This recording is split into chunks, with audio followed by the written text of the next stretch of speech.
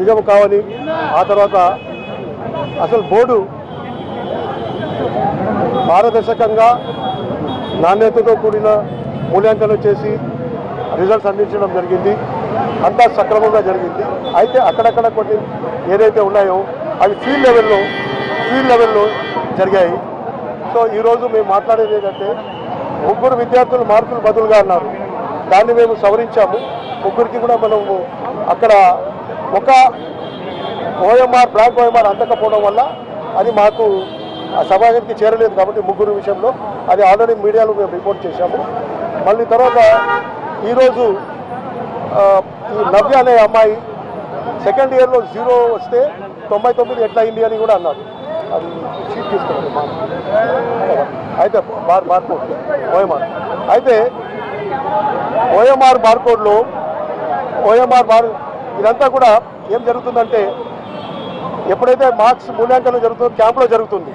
అక్కడ ఈ షీట్స్ ఉంటాయి. పేపర్ బార్కోడ్లో పార్ట్ 1, పార్ట్ 2, పార్ట్ 3 ఓఎంఆర్ ఉంటుంది. Part 1, part 2, part 3. అయితే పార్ట్ 3లో బబ్లింగ్ అనేది ఉంటుంది. ఇప్పుడే నేను చూపిస్తాను బబ్లింగ్. అయితే ఆ బబ్లింగ్లో ముఖ్యంగా లాస్ట్లో 1, 2, 3, 9 కింద 0 ఉంటుంది. 99 బదులుగా అక్కడ ఉన్న ఎగ్జామినరు 0కు బబ్లింగ్ చేశాడు పొరపాటు.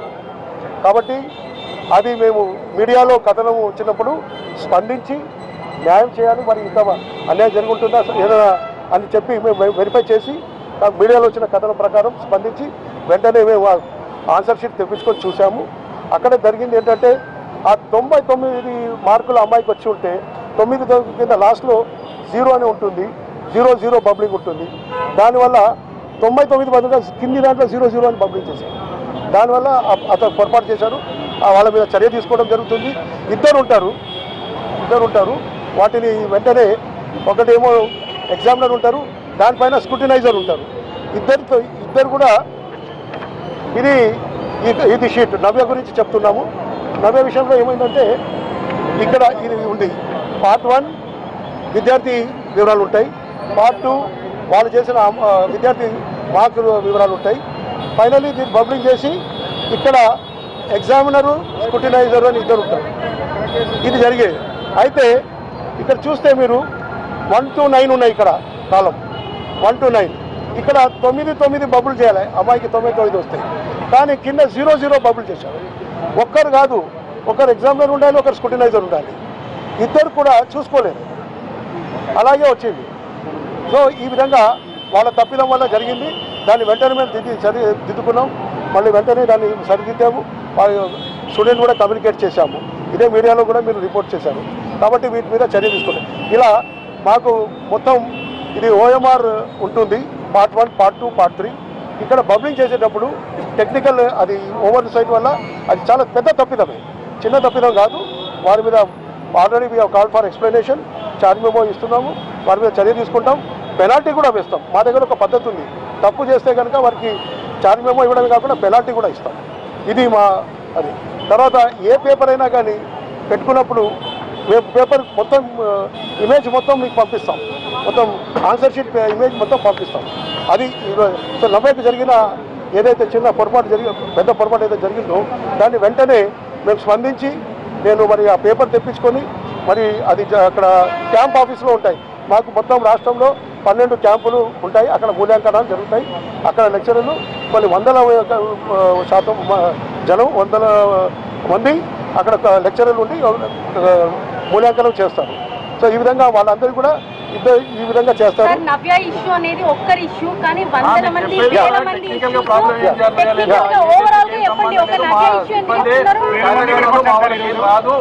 జస్ట్ 3 days నుంచి కొన్ని వేల మంది ఇక్కడికి వచ్చారు.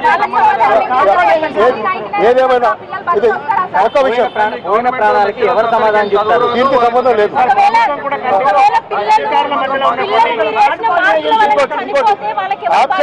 ఆబ్సెంట్ టు పాస్ అనేది కూడా ఒకటి ఉంది. ఆబ్సెంట్ అయి పాస్ అయినారు అని ఒక అపవాదం ఉన్నది. ఇంకా 21,000 పేపర్లు కూడా గల్లంత అయిందన్నారు. ఏ పేపర్ కూడా గల్లంత కాదు. ఏ పేపర్ మీద అడిగినా మేము తీసి చూపించడానికి రెడీగా ఉన్నాము.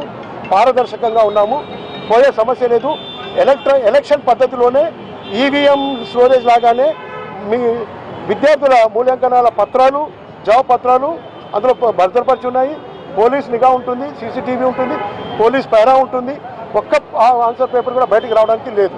కాబట్టి ఏమైనా మిస్సింగ్ అనేది కూడా చాలా తప్పు. పైగా ఇంకోటి ఏమన్నారంటే పాస్ అబ్సెంట్ పాస్ అని అన్నారు. ఏపీ ఉన్నందుకు దాన్ని అట్లా ఇంటర్ప్రిట్ చేశారు. అసలు జరిగింది ఏంటంటే కొన్ని దగ్గర ఒక సెంటర్ నుంచి ఇంకో సెంటర్ మార్చినప్పుడు ఒక అబ్బాయి ఏ సెంటర్లో హాల్ టికెట్ పడితే అక్కడ అకామిడేషన్ లేనందుకు ఇంకో దగ్గర బి దగ్గర పెడితే అప్పుడు ఏమవుతుందంటే రెండు దగ్గర మేము ఓఎంఆర్ షీట్ పంపుతాం. అయితే ఇక్కడ రాయలేదు కాబట్టి ఇది ఆబ్సెంట్ వస్తుంది, ఇక్కడ రాశాడు కాబట్టి ఇక్కడ ప్రజెంట్ మార్క్స్ రిజల్ట్ వస్తే పాస్ అవుతాం అట్లా. అయితే ఎక్కడైతే shift in the examination centre ఉంటుందో అక్కడ ఏపీ అంటే ఏ అనే సెంటర్లో ఆబ్సెంట్ ఉన్నాడు, బి మార్కులు వచ్చినాయి కదా, వస్తాయి కదా, పాస్ అయితే రెండు వచ్చినాయి కదా. ఏఎఫ్ ఏపీ నేను రెండు ఎక్స్ప్లెయిన్ చేస్తాను. ఏఎఫ్ ఏంటి, రెండు సెంటర్స్ ఉంటాయి, ఏబి. అబ్బాయికి స్టూడెంట్ వెళ్తాడు రాస్తాడు, అక్కడ ఏలో రాయకుండా బికి ఇచ్చాం మేము. కాబట్టి అక్కడ ఏఎంఆర్లో బార్ కోడ్ ఉంటుంది కాబట్టి ఈ అబ్బాయి ఇక్కడ రాలేదని ఆబ్సెంట్ ఉంటుంది. ఒకవేళ ఎఫ్లో అక్కడ ఆయన పోకపోతే ఆబ్సెంట్ వాడు ఎప్పుడు ఫెయిల్ అని ఇక్కడ జనరల్ సెంటర్లో ఉంది. కానీ డబుల్ సెంటర్ ఉన్నప్పుడు అక్కడ పోయినప్పుడు మార్క్స్ వస్తే కనుక అక్కడి నుంచి మార్క్స్ తెప్పించుకుంటాం. ఏదైతే మార్చబడిన సెంటర్ ఉంటుందో అక్కడి నుంచి తెప్పించుకుంటాం. అప్పుడు ఒకవేళ పాస్ అయితే పాస్, లేకపోతే ఫెయిల్ అయితే ఫెయిల్. ఏఎఫ్ అంటే ఇక్కడ ఫస్ట్ సెంటర్లో ఆబ్సెంట్ ఉన్నాడు, సెకండ్ సెంటర్లో రాశాడు కానీ మార్క్స్ రానందువల్ల ఫెయిల్ అయ్యాడు.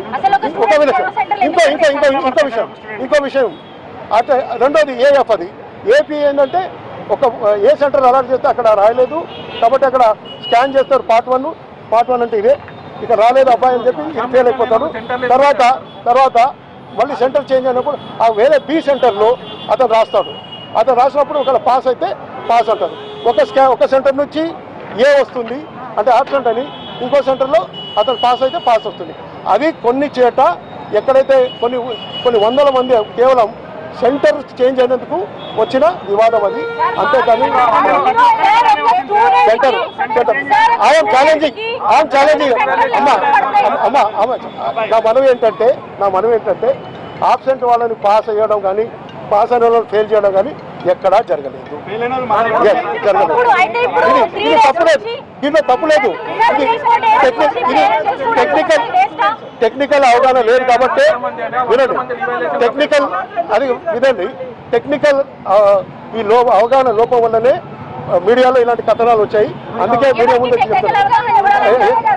చదివే వాళ్ళకి ఏపీ వాళ్ళు ప్రశ్నిస్తున్నారు ఏంటంటే ఏపీ ఎట్లా ఉంటుంది, ఆబ్సెంట్ ఉండి పాస్ ఎట్లా అవుతాడు అనే క్వశ్చన్ అందరు ఆబ్సెంట్ పి అన్నప్పుడు చరిత్ర ఇప్పుడు కూడా ఉందమ్మా, మా చరిత్ర చెక్ చేయలేదు, కార్యదర్శకంగానే చేస్తున్నాం.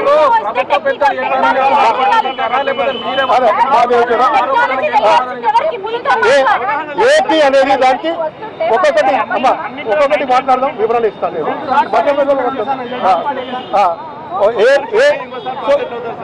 ఏపీని మేము వివరణ ఇస్తున్నాను నేను. కాబట్టి ఒక సెంటర్లో ఆబ్సెంట్ ఉంటాడు, ఇంకో దగ్గర అక్కడ పాస్ అయితే అక్కడ పీ వస్తుంది. అంతేగాని ఒక్క నిమిషం మీరు మాట్లాడనీయకుండా ఉంటే ఎందుకు రమ్మంటారు?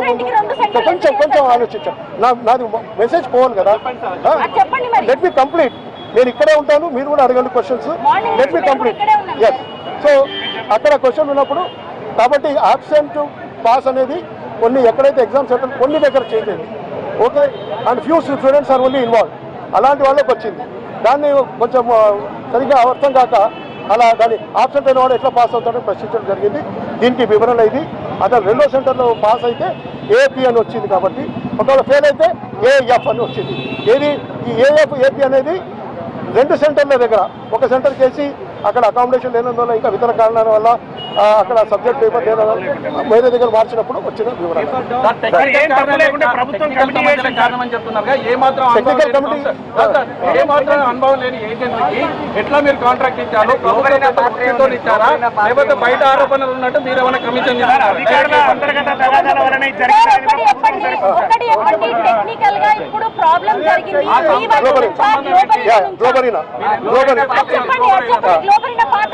గ్లోబరీనా అనే సంస్థ 15 నుంచి మ్యాగ్నెటిక్ ఇన్ఫో అనే సంస్థ కూడా ప్రైవేట్ సంస్థనే, అది కూడా ఒక ప్రైవేట్ సంస్థనే. 15 ఏళ్ళు వాళ్ళు మాతోనే ఉన్నారు. ఎక్స్టెన్షన్ తీసుకుంటూ వచ్చారు. మేము మళ్ళీ టెండర్ వేస్తే కూడా వాళ్ళే కోట్ చేస్తూ వచ్చారు. సో అలా చేసుకుంటూ వచ్చాము. అయితే 15 ఏళ్ళు అయిన తర్వాత ప్రభుత్వం నుంచి మాకు ఒక ఆదేశం ఏమొచ్చిందంటే, ఇది ఆటోమేషన్ చేయాలి, దీనికి ఇన్హౌస్ కమిటీనే చేయాలి, ఎప్పుడూ ప్రైవేట్ వాళ్ళ మీద డిపెండ్ కాకూడదు, మన సొంతంగా సెల్ఫ్ సఫిషియెంటీ, సెల్ఫ్ కెపబిలిటీ, మనమే మన రిజల్ట్ ప్రాసెస్ చేయగలగాలి, ఏ ప్రైవేట్ చేతిలో పెట్టకూడదు. కాబట్టి ఒక టెండర్ ఫ్లోట్ చేసి ఈ ప్రొక్యూర్మెంట్ ద్వారా ఇన్విటేషన్ చేస్తే 2 కంపెనీలు వచ్చాయి, Globarena, magnetic info. Magnetic info పాతది, ఇక్కడ ఉన్నదే, గ్లోబరీనానే కొత్తది. ఈ ఇద్దరు కూడా అప్లై చేశారు. ఇది టెక్నికల్ పారామీటర్లు కూడా అన్నీ కూడా చూడడం జరిగింది. తర్వాత వాళ్ళకున్న క్వాలిఫికేషన్లు కూడా అన్నీ కూడా వినడం జరిగింది. ఇన్ఫర్మేషన్ ఐటీ డిపార్ట్మెంట్ నుంచి జాయింట్ సెక్రటరీ ఒకరు వచ్చారు టెక్నికల్గా. మళ్ళీ ఇక్కడే కూడా మా కమిటీ మెంబర్స్ ఉన్నారు. ఇవన్నీ ఎవాల్యుయేట్ చేసి ప్రభుత్వానికి పంపించడం జరిగింది. ప్రభుత్వం కూడా అక్కడ అన్ని కూడా క్షుణ్ణంగా పరిశీలించిన తర్వాతనే అది అవార్డు ఇవ్వడం జరిగింది. అందులో జరిగింది ఏంటంటే, ఇద్దరు టెక్నికల్గా ఉన్నా కానీ L1 గ్లోబరీనా వచ్చారు, L2 పాతవాడు ఎవరైతే ఉన్నారు L2 ఉన్నారు మ్యాగ్నెటిక్ ఇన్ఫో. కాబట్టి L2కి ఇవ్వలేము కదా, L1కే ఇచ్చాము. అది కూడా మొత్తం టెక్నికల్ క్వాలిఫికేషన్ కూడా ఎలాంటి సడలింపులు లేవు, ఉన్న పాటలో ఉన్నాయి. మేము ఏ రికార్డ్ అయినా చూపించడానికి సిద్ధంగా ఉన్నాము. ఇది ఎన్నోసార్లు కూడా పత్రికల్లో చెప్పడం జరిగింది. కేవలం విద్యార్థులకు ఒక మంచి automation, end to end solution ఇవ్వాలని, తర్వాత పాత పద్ధతులు మార్చాలి. మీకు తెలుసు, సాంకేతిక పరిజ్ఞానం పెరుగుతున్న కొద్దీ చాలా వరకు మార్పులు వస్తున్నప్పుడు డిపెండెన్సీ పెంచుకోవద్దు. ప్రైవేట్ వారి చేతుల్లోనే మనం ఎప్పటికీ 15 ఏళ్ల నుంచి ఆ ప్రైవేట్ కబంధ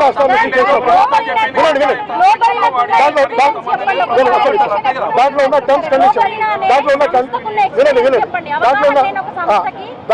టర్మ్స్ అండ్ కండిషన్ ఏంటంటే, దాంట్లో ఉన్న టర్మ్స్ కండిషన్ ఏమున్నాయంటే, వీళ్ళు 3 ఏళ్ల వరకే వినండి, 3 ఏళ్లలో వీళ్ళు మాకు ఎండ్ టు ఎండ్ సొల్యూషన్ ఇచ్చి, అడ్మిషన్ నుంచి డేటా క్యాప్చరింగ్ చేసి రిజల్ట్ ఇచ్చే వరకు ఇచ్చి అంతా నేర్పించి 3 ఏళ్లలో వాళ్ళు వెళ్ళిపోతారు, విత్డ్రా అవుతారు.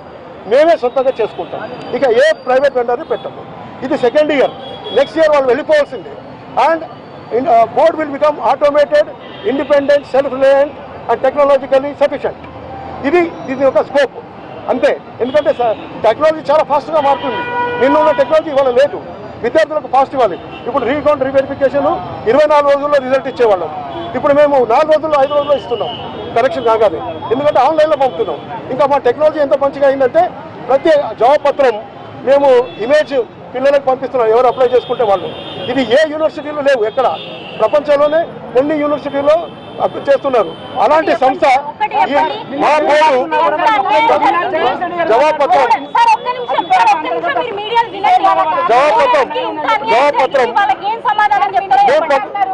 ఒకవేళ అవకతవకలు జరిగి ఉంటే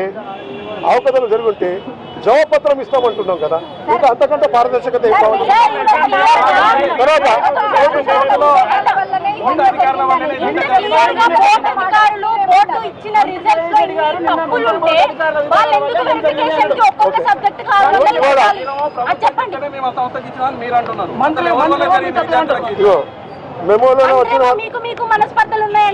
మెమోలో వచ్చిన మార్కులకు మొత్తం మార్కులకు పొందడం లేదు అని ఒకటి న్యూస్ వచ్చింది. అది కాదండి, అట్లా ఉంటే ఎవరైనా ప్రొడ్యూస్ చేయమనండి. లెక్కలు అర్థమనుకుంటే ఆ విధంగా కూడా చెప్తున్నాను నేను. మొన్న 146 వచ్చాయి, ఇవాళ 183 వచ్చినాయి అప్లికేషన్. అందులో ఏది కూడా ఎట్లా అయితే మెమో వచ్చారో అదే ఉంది, నో చేంజ్. బికాస్ వాళ్ళందరూ కూడా 35, 38, 48 అట్లా వచ్చి, తర్వాత తక్కువ మార్కులు వచ్చిన వాళ్ళు ఒక సబ్జెక్టులో 15, 16 అని మా దగ్గర ఉన్నాయి. మేము చూపించడానికి కూడా రెడీలో. వాళ్ళ పేరెంట్స్ దగ్గర ఫోన్ నెంబర్ కూడా తీసుకున్నాం, ఈమెయిల్ అడ్రస్ తీసుకున్నాం, వాళ్ళకి పంపుతున్నాం కూడా.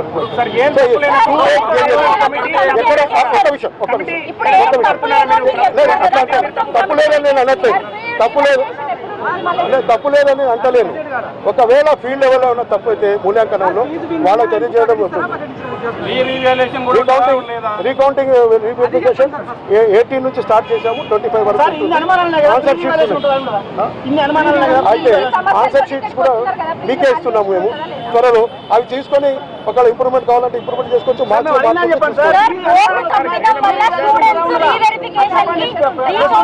ఇంకోటి ఏమన్నారు అనర్హులైన మీడియాలో మీరే రాసింది లేదు సార్,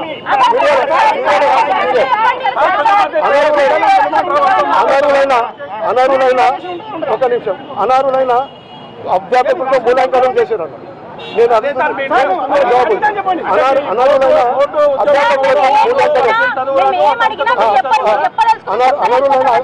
అవునా మ్యామ్, ఇది కూడా రిపోర్టర్ వచ్చిందే కదా. అయితే అనర్హులైన అధ్యాపకులచే కరెక్షన్ చేయించారన్నారు. ఎవరు కానీ అలా లేదు. మా దగ్గర 4,400 మంది లెక్చరర్లు ఉన్నారు. అవుట్ సోర్సింగ్ లేరు మా దగ్గర, అవుట్ సోర్సింగ్ లేదు, ఎవరు లేరు. క్వాలిఫైడ్ ఎవ్రీ ఇయర్ క్వాలిఫైడ్ వాళ్ళతోనే చేయిస్తున్నాము. మా డిపార్ట్మెంట్లో పనిచేసే వాళ్ళతోనే చేయించినాము. అందరూ కూడా contract junior lecturer, regular lecturers, అంటే 30 ఇయర్స్ ఉన్న వాళ్ళు ఉన్నారు. ఎలాంటి అయితే అమ్మ అదే అధ్యాపకులతో చేయిస్తున్నాము. ఒకవేళ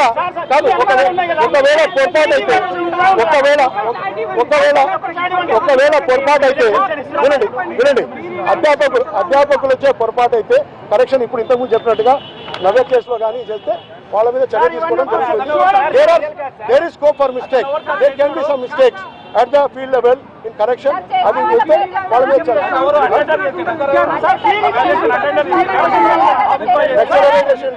లెక్చరర్ చేసి యాక్షన్ తీసుకుంటున్నారు.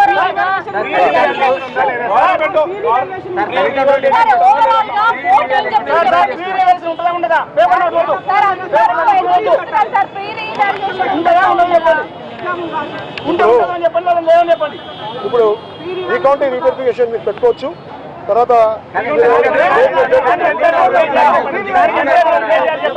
ఇంకో పెద్ద టెక్నికల్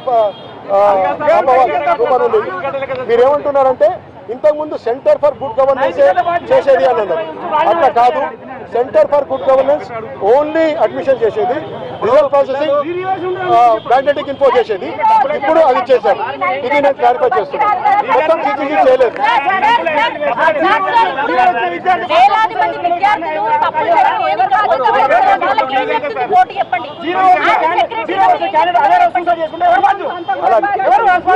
జీరో వచ్చిన ఒక్కటే జరిగింది కదా, ఒక్కటే జరిగింది.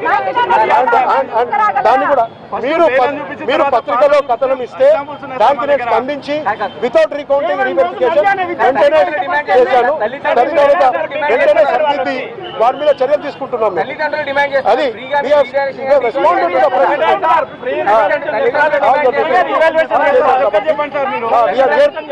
తప్పకుండా రీకౌంటింగ్ రీవెరిఫికేషన్ మీ ఆన్సర్ షీట్ మీకు చూపిస్తాం. ఒకవేళ పొరపాటు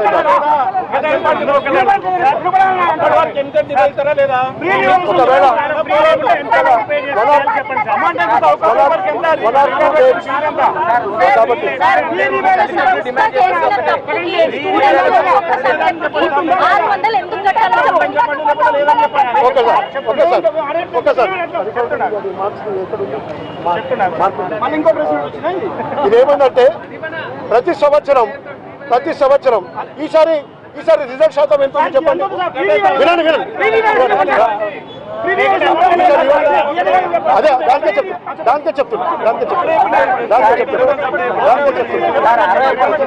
let me complete. I'm coming to the point. Please right. So recounting reverification గురించి చెప్పాలంటే ప్రతి సంవత్సరం రిజల్ట్స్ ఎంత వస్తాయి? 63%, 64%. ఏమండి, ప్రతి సంవత్సరం లాగానే ఈసారి 63 అది వచ్చింది.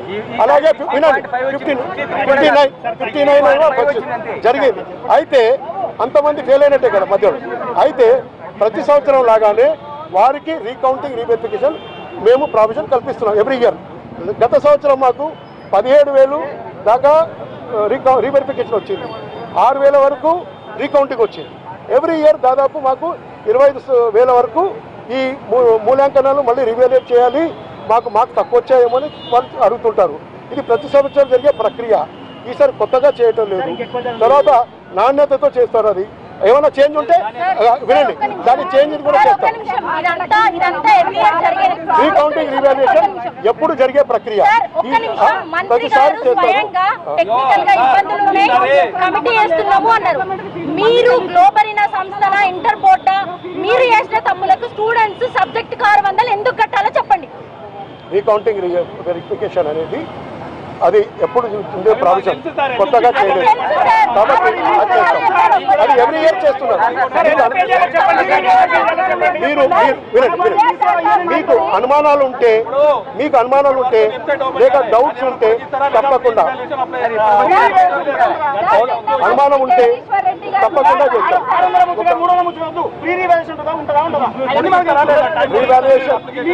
రీకౌంటింగ్ రీవెరిఫికేషన్ పెట్టుకోవచ్చు.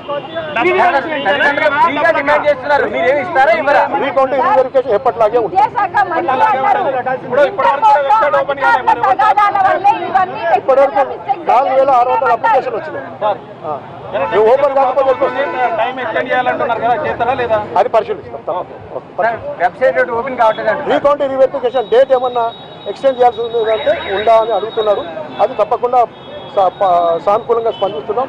పాజిటివ్గా మేము పరిశీలిస్తాం. సార్, ప్రభుత్వం చెప్పింది అంతర్గత కుమ్ములాటల వల్ల అధికారుల మధ్య అంతర్గత కుమ్ములాటలు మంత్రి గారు మీ మీద ఆరోపణలు చేశారు సార్, కేవలం అధికారులకు అయితే ఇంకా ఏమన్నా ఈ టెక్నికల్ క్వశ్చన్ పేపర్లలో వచ్చినాయి కదా, అవన్నీ కూడా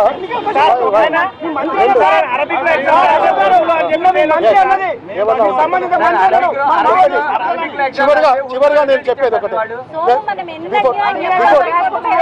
నా తరఫున ఒకటే మనవి, తల్లిదండ్రులకు పిల్లలకు అందరికీ బలం ఏంటంటే డెఫినెట్లీ బోర్డు చాలా ట్రాన్స్పరెంట్ గా ఉంది. ఒకవేళ మీకు సమస్యలు ఉంటే మాకు అప్లికేషన్ పెట్టుకోండి, తప్పకుండా వాటిని నివృత్తి చేస్తాము. తర్వాత ఎక్కడైనా తప్పులుంటే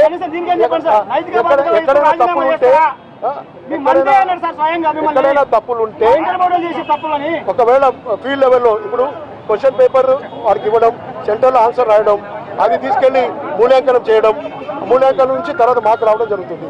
ఒకవేళ ఫీల్డ్ లెవెల్లో ఇలాంటి కరెక్షన్ ఏమైనా ఉంటే, మిస్టేక్స్ ఏమైనా ఉంటే తప్పకుండా వారి మీద చర్య తీసుకుంటాం. ఇది ఒక పెద్ద సంస్థ, మీకు తెలుసు, 10,000 మంది పనిచేస్తున్నారు ఇక్కడ. వాళ్ళందరూ సహకారము అది ఉన్నప్పుడే అవుతుంది.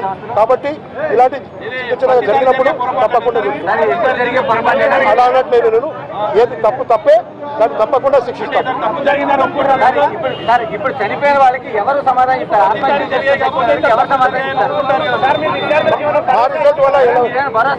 మా రిజల్ట్ లో ఒకటే జరిగిందండి. భరోసా మేము ఇస్తున్నాం అంటే ఎవరికి కానీ పాస్ ఫెయిల్ చేయలేదు, పాస్ చేయలేదు అలా తప్పుగా 0 అలా ఇవ్వలేదు. ఈ ఒక్క ఎగ్జామ్ తప్ప ఇంకా వేరే ఏ పొరపాట్లు మేము చేయలేదు. We're ready for reimplementation. ఎక్కడైతే తప్పులు కింద చేస్తున్నారో వాళ్ళ మీద చర్యలు కూడా తీసుకుంటారు. సంస్థలో ఏదైనా ఉంటే అండ్ ఒకవేళ టెక్నికల్గా ఏదైనా ప్రాబ్లం ఉందని టెక్నికల్ కమిటీ చెప్తే కూడా వారి మీద పెనాల్టీ వేయడం జరుగుతుంది. తప్పు ఉంటే మాత్రం తప్పకుండా వారిని శిక్షించడం ఇది ఒక పెద్ద సంస్థ. అందరూ ఒక ఎగ్జామినర్స్ వేరే ఉంటారు, చీఫ్ ఎగ్జామినర్ ఉంటారు. బాధ్యత we are fixing the responsibility of the mistake done by this people. Definitely we are doing it. అంతే కదా. ఇప్పుడు చార్జ్ మెమో ఇచ్చాము, కాల్ ఫర్ ఎక్స్ప్లెనేషన్ చేసాం. తప్పు జరగలేదని అంటే అట్లా అయితే అలా రీకౌంటింగ్ రీవెరిఫికేషన్ ఇలాంటి కొన్ని బయటకు వస్తాయి.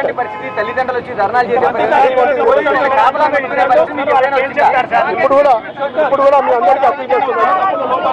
మేము ఒకవేళ మా దగ్గర ఎవరైనా తప్పు చేస్తే కింది లెవెల్లో కూడా తప్పకుండా చర్య తీసుకుంటాం. మీరందరూ కూడా మరొకసారి నేను చెప్తున్నాను, మీరు భయాందోళనకు గురి కావద్దు. మేము we are committed to justice. Answer sheet మీకు ఇవ్వడానికి మేము రెడీగా ఉన్నాము. ఇంతకంటే పారదర్శకత ఏం కావాలి?